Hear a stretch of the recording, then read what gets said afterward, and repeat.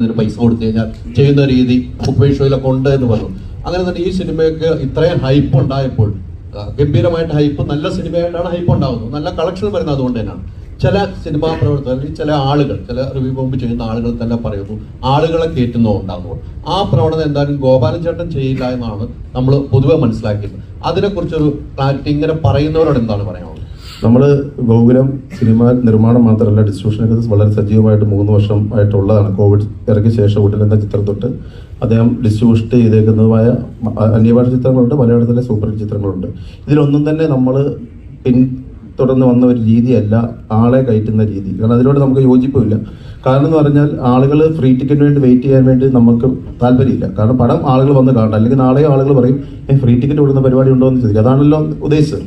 പക്ഷേ നമ്മളെ സംബന്ധിച്ചിടത്തോളം എന്തുകൊണ്ടാണ് ഇപ്പം വളരെ സിമ്പിളായിട്ട് ഉദാഹരണം പറയാം, നമ്മൾ ആളെ കയറ്റി എന്നുള്ളത് അല്ല എന്ന് പ്രൂവ് ചെയ്യേണ്ട ഒറ്റ ഉത്തരം മതി. 1,77,000 ടിക്കറ്റ് ബുക്ക് മൈ ഷോയിൽ പടം റിലീസാകുന്ന 24 അവേഴ്സിനുള്ളിൽ വിറ്റ ഒരു ചിത്രത്തിന് ഇപ്പം നിങ്ങൾ ബുക്ക് മൈ ഷോ നിങ്ങളുടെ ഫോണിലുണ്ട് നോക്കിയാൽ കാണാം 34,200 വോട്ടുകളാണ് ഇന്ന് വരെ ചെയ്തേക്കുന്ന ആളുകൾ. നമ്മൾ ആദ്യത്തെ ട്രെൻഡ് കണ്ടപ്പോൾ തന്നെ, അതായത് പടം ഇറങ്ങി 8 മണിക്ക് തുടങ്ങി ഒരു ഷോ വിടാണ്ട് 2 മണിക്കൂർ 32 മിനിറ്റാണ് ഈ പടത്തിന്റെ ദൈർഘ്യം. ഇന്റർവെൽ ഉൾപ്പെടെ ആദ്യം ആളുകൾ വെളിയിറങ്ങുന്ന 10 മണി കഴിഞ്ഞ് 40 മിനിറ്റിൽ ഇറങ്ങാൻ പാടുള്ളൂ. പക്ഷെ 9:45 പടത്തിന്റെ ഫുൾ റിവ്യൂ ഇവിടുത്തെ മിക്ക സ്ഥലങ്ങളിലും വന്നു തുടങ്ങി. അപ്പോൾ തന്നെ നമുക്ക് കാര്യം മനസ്സിലായി.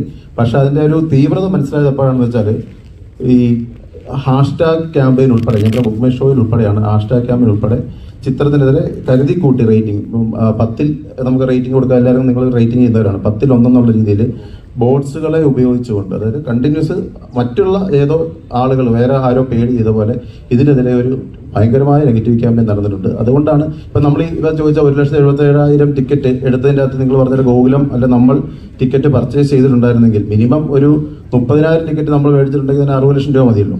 അത്രയും ടിക്കറ്റ് ഉണ്ടെങ്കിൽ നമുക്ക് ഈ വോട്ട് ഇട്ട് കഴിഞ്ഞാൽ നമുക്കും 10 വേണം മേടിക്കാമായിരുന്നല്ലോ. നമ്മളത് ചെയ്തിട്ടില്ല. കാരണം നമ്മൾ ടിക്കറ്റ് മേടിക്കാൻ സ്വാഭാവികമായിട്ട് ആ ടിക്കറ്റിന്റെ വോട്ട് ഇടാനുള്ള അവകാശം നമുക്ക് തന്നെയല്ലേ.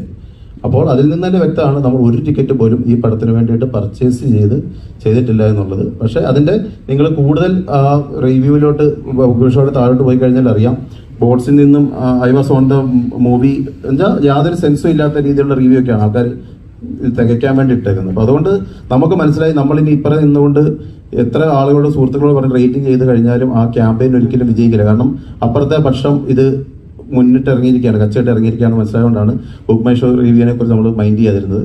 അതുകൊണ്ട് തന്നെ നമുക്ക് 100% ഉറപ്പ് പറയാൻ പറ്റും, ഇപ്പോഴും ബുക്ക് മൈ ഷോയിൽ ചിത്രം ട്രെൻഡിങ് ആണ്. ചിത്രത്തിന് ഇപ്പോഴും കളക്ഷൻ ഉണ്ട്. ഇപ്പോഴും ഈവനിങ് ഷോ നിങ്ങൾ നോക്കിക്കഴിഞ്ഞാൽ എല്ലായിടത്തും വൻ ഡിമാൻഡ് തന്നെയാണ് ചിത്രത്തിനുള്ളത്. അതുകൊണ്ട് ചിത്രം സൂപ്പർ ഹിറ്റിലേക്ക് മാറിക്കൊണ്ടിരിക്കുകയാണ്. ഇനിയും വരാനുള്ള 2 ആഴ്ചകളിൽ നമുക്ക് 100